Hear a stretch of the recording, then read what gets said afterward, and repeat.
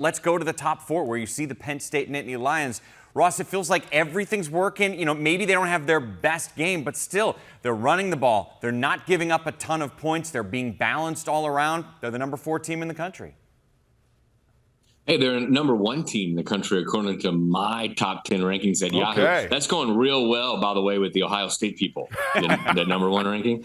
That's going. I've heard from a few people in Columbus about that. But yeah, Penn State. It just feels like a really well-rounded team, and mainly the reason I have them number 1 is I try not to look at preseason rankings and all that stuff. So I'm just taking the schedule that they played, and I think they played probably one of the stronger schedules of anybody in the top 10, and they've dominated most of those teams. I think that they have obviously a nasty defense, right? That's really stood out to me more than anything. It's a remarkable unit what Tom Allen has done there in his first season, just piggybacking off of what Manny Diaz had. 18 points allowed in the last 3 games total for Penn State's defense. How about this stat, Anthony? Before UCLA's touchdown on the last drive of that game Saturday, Penn State opponents had mounted 33 drives. Their last 33 drives, scored on 3 of them. A pretty incredible unit we've seen. One thing we haven't seen as much from Penn State is starting quickly, and that could be an issue. They have had slow starts against Illinois, Bowling Green, even against UCLA. I think they've scored 21 first quarter points in their 5 games. Opponents have scored 17. So I'm sure the first quarter is probably going to be a focal point for James Franklin and trying to get in rhythm a little quicker.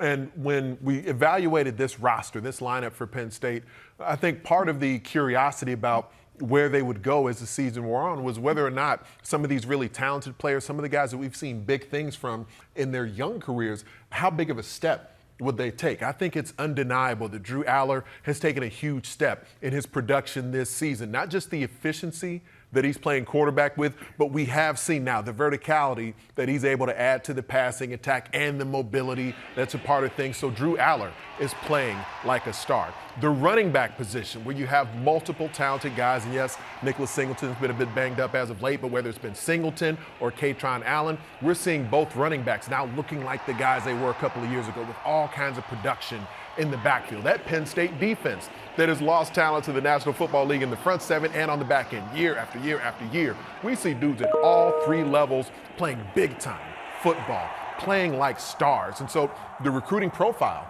that Penn State has can match up with the majority of the top teams in America, but where they've been perhaps just a skosh behind, where they've come up short against Ohio State and Michigan. I think a lot of that has been, are their stars truly playing like stars in the biggest moments? And now all these star caliber players in State College are really performing like stars this season. So there's not a team in the country that Penn State has to take a back seat to, because you're not looking at this lineup saying, how much more can you get out of Aller? How much better can they look on the offensive line? You're seeing every phase of the Penn State football team showing growth from where they were last year. And so when you have growth, when you have continuity, and you got all that talent that the Nittany Lions can bring to the fore, a defense is now looking like the defense we expected them to look like. This is not only a dangerous squad, this is one of the favorites in the country. Deep, well-rounded, talented, good things to have. By the way, real quick before we go, step on my soapbox. What Ross said about how he does his voting is exactly the way it should be. Agreed. People should vote on what's actually happened,